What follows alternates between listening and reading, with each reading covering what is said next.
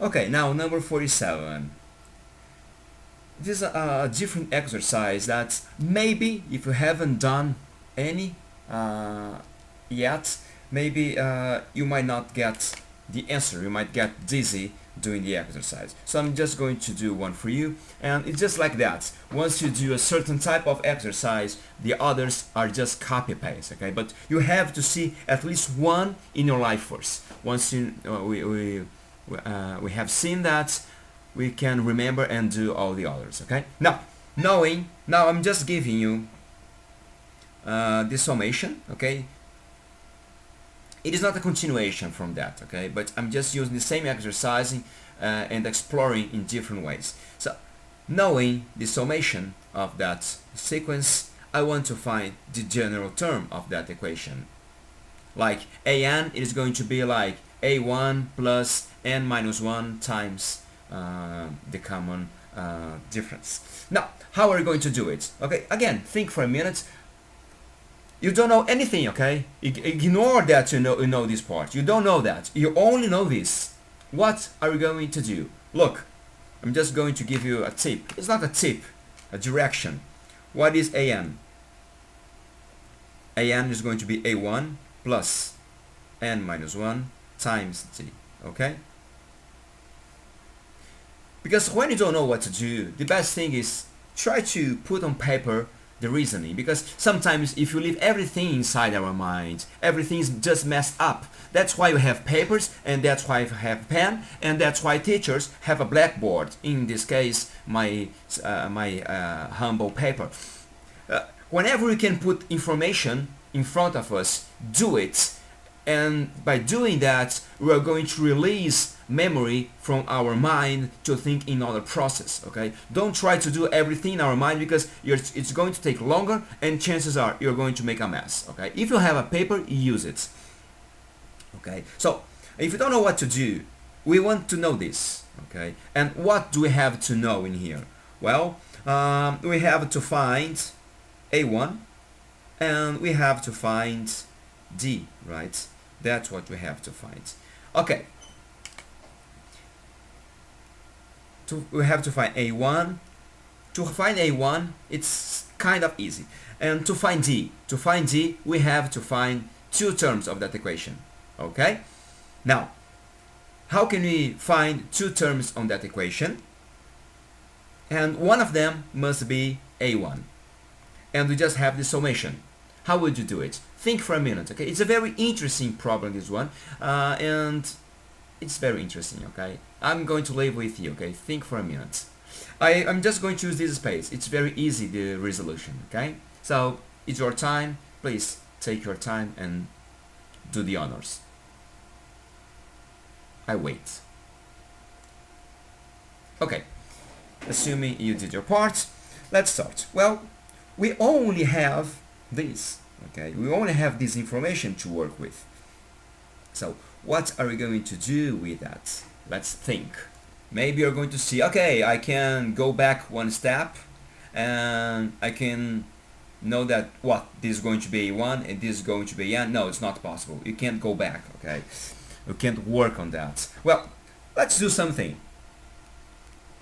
What is the summation of the first term? I can do it. If I have one term, what is the summation? Let's apply the formula. Okay, for S1, this is going to be 5 times 1 square it minus 11 times 1 divided by 2.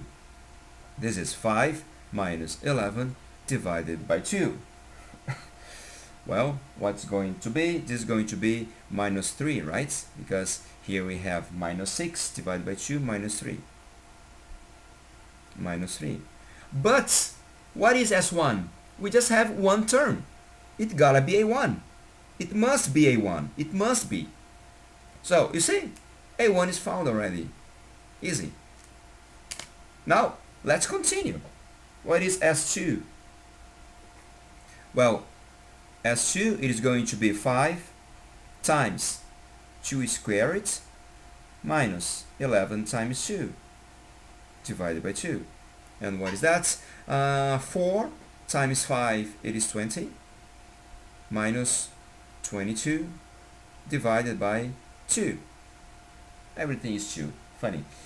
That means that is going to be what? Minus 2 is going to be minus 1, right?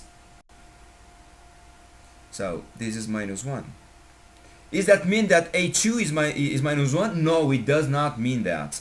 It means that minus 1, it is a summation of A1 plus A2. Well. We know that A1, it is minus 3, don't we? We know that.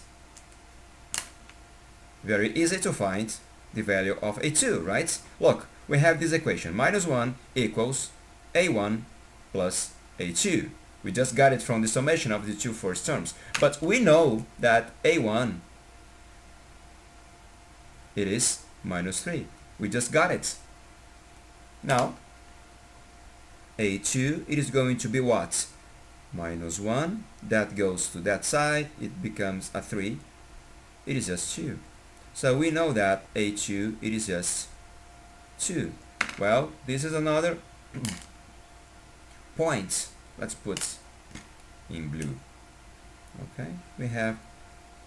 Now, remember what I said in the beginning? Whenever we have two terms, we can get the common difference. Okay, and what we could use, okay, the equation, but let's think. Okay, we don't need the equation. If we have minus 3, then we have 2. What must be the common difference? I'm not going to use, okay, I refuse, okay, I refuse to use the equation. What is going to be D? It's going to be 5. Agree? It must be 5, okay? So D is 5, okay, but if you don't want to do, I'm sorry, if you don't want to do it this way, well, use that formula, okay? I'm going to write. The form is going to be like A2, it is going to be A1. I'm going to write very tiny, okay? Plus 2 minus 1 times D, okay? And if we apply this formula, of course, don't apply it, okay? You're going to get D, okay? But always try to think, because chances are that if you apply the formula, maybe you are going to get it wrong, okay? It happens, okay? Those weird things happen, especially if you are in exam. When you are under pressure, everything can happen, okay? Now, once you know D, okay, we know D, we know A1, so we can get AN. Okay, we don't need A2, we just needed the second term so we could get D, okay? What we need, it is those only. So A1 minus 3 plus N minus 1 times 5. Okay, just that. If you wanted to do in another present in a different way, like 5n minus 5, and it's going to be minus 8 plus 5n, do it, okay? But I prefer to live in this way because, okay, in this way we can tell what is D, what is A1, and so on. Okay, so very easy this one. Okay, thank you very much, and see you on page 44. Again, we're just doing kind of a revision in here.